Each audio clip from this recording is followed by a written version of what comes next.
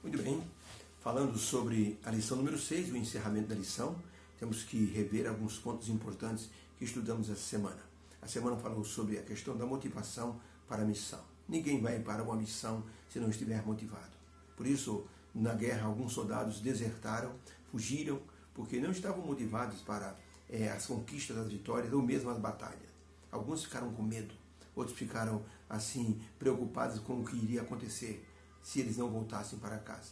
E por isso a motivação sempre é importante em qualquer tipo de missão, em qualquer tipo de trabalho. Estudamos essa semana que os discípulos foram motivados por Jesus Cristo para que ficassem em Jerusalém para receberem um poder. Não era fácil, não era missão fácil. Pregar o Evangelho, fazer o que Cristo fazia, tinha que ter uma capacitação externa. E essa capacitação veio do Espírito Santo. Jesus disse: ficai em Jerusalém até que vocês sejam revestidos de poder. Por isso, nosso trabalho hoje é ajudar as pessoas a se prepararem para terem um caráter que poderá ser testado e provado por Deus em sua segunda vinda. Estamos diante de uma tarefa muito grande. Quando tudo começou, as mulheres foram preparar o corpo de Jesus no domingo. Chegando lá, encontraram a tumba vazia. Elas trouxeram a notícia para os discípulos. Eles a viram como se fosse um delírio das mulheres. Pedro foi checar, voltou abismado. O que fazer com a situação? Ele não tinha nenhuma informação possível. Ele só tinha o que Cristo havia dito, mas naquele momento assim de êxtase, eles esqueceram completamente.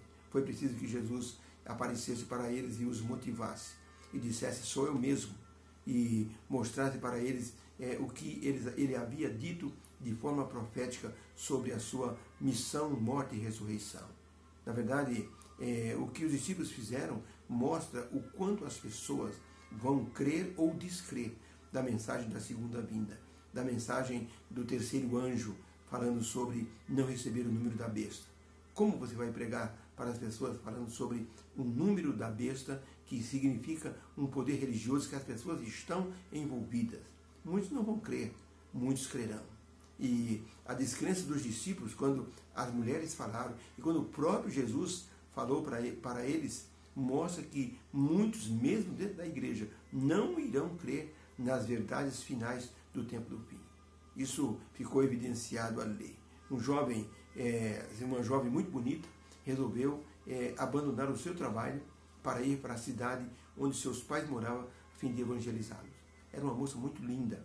Ela chegou para o patrão e disse: patrão, eu quero as minhas contas. Por que, disse ele? Porque eu preciso ir para um outro estado onde meus pais moram, eu preciso evangelizá-los. Ele disse: de forma alguma, você ficou maluca? Você vai largar a sua profissão, o cargo que você tem, para ir pregar o evangelho para os seus pais? Não, você deve estar ficando doente. Ele disse: não estou doente. Deus me deu essa missão e eu tenho que cumprir. Os amigos de trabalho ficaram impressionados. A moça era absolutamente muito bonita. Se ela concorresse a Miss Brasil, ela ganharia. Mas ela resolveu abandonar tudo, uma carreira promissora, para ir pregar o evangelho aos seus pais num estado muito distante do Brasil. Seus amigos disseram: isso é um caso psiquiátrico. Deve estar ficando louca. Mas ela resolveu ir e foi, evangelizou os pais, e 35 pessoas de sua família entregaram o coração a Jesus e ficaram preparadas para a segunda vinda. Os discípulos também, eles abraçaram a missão que lhes foi confiada pelo Senhor Jesus no Pentecostes.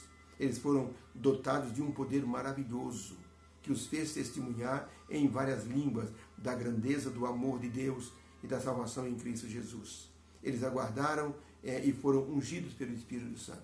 Eles tinham uma mensagem a dar. Jesus havia ressuscitado, estava vivo, havia subido ao céu e prometera voltar. Era uma mensagem então. E as pessoas acreditaram nessa mensagem, as pessoas se converteram, 3.000 almas de uma vez, 2.000 de outra, 5.000 pessoas estavam congregando nas casas, no templo, orando em súplicas e orações. As pessoas em amor fraternal, distribuindo seus bens, algo assim maravilhoso. Ellen White escreveu no livro Serviço Cristão, página 72, dizendo o seguinte: nós temos pouco tempo para nos preparar para a eternidade. Todo o corpo de crente precisa ser revitalizado pelo Espírito Santo de Deus. A luz que Deus deu para os discípulos na igreja primitiva também nos será dada, a fim de que terminemos a obra. Não é para entesourarmos para nós mesmos a luz que recebemos. Devemos agir em harmonia com a grande comissão dada a todo discípulo de Cristo, isto é, levar a todo mundo a luz da verdade. Muitas pessoas não crerão, mas milhares irão crer. Que possamos estar dispostos para o trabalho, para que o Espírito Santo nos use de maneira plena na missão, seja, cooperando na missão de Deus para a salvação de muitas almas. O Senhor Jesus vai contar conosco. Lembra daquela história que Gordon Smith, em seu livro Os Indispensáveis, ele escreveu que quando Jesus subiu ao céu, na ascensão, ele encontrou com o anjo Gabriel, e o anjo Gabriel perguntou ao Senhor: o Senhor deixou uma grande instituição preparada para falar da salvação?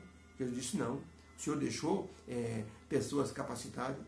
Jesus disse: não, deixei meus 11 discípulos, para que eles pudessem pregar ao mundo. Deixei Pedro, deixei André, Natanael, Filipe, Bartolomeu, Mateus.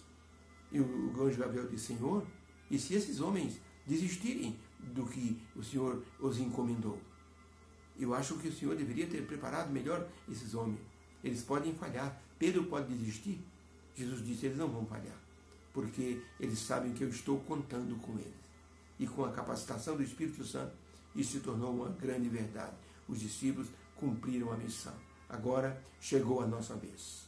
Como igreja, nós temos que ajudar as pessoas a enxergar o que está pela frente. A janela profética, a volta de Jesus, as últimas pragas, a conversão do mundo a um poder religioso totalitário. Tudo isso, conhecimento que Deus nos deu para transmitirmos às pessoas. Vai valer a pena cooperar com Deus nesta obra de salvação. Que Deus nos abençoe. Que o Senhor nos faça, assim, instrumento em suas santas mãos. É o que nós pedimos. Vamos orar. Deus querido, obrigado pela lição da semana. O Senhor nos motivou, mostrou o exemplo dos discípulos, mesmo temerosos, mesmo com a descrença, o Senhor não os abandonou e os transformou em instrumentos maravilhosos de divulgação da missão de salvação. Nos ajude para o tempo do fim, em nome de Jesus. Amém. Boa sexta-feira e um feliz sábado para você. Beijo no coração. Fique com Deus.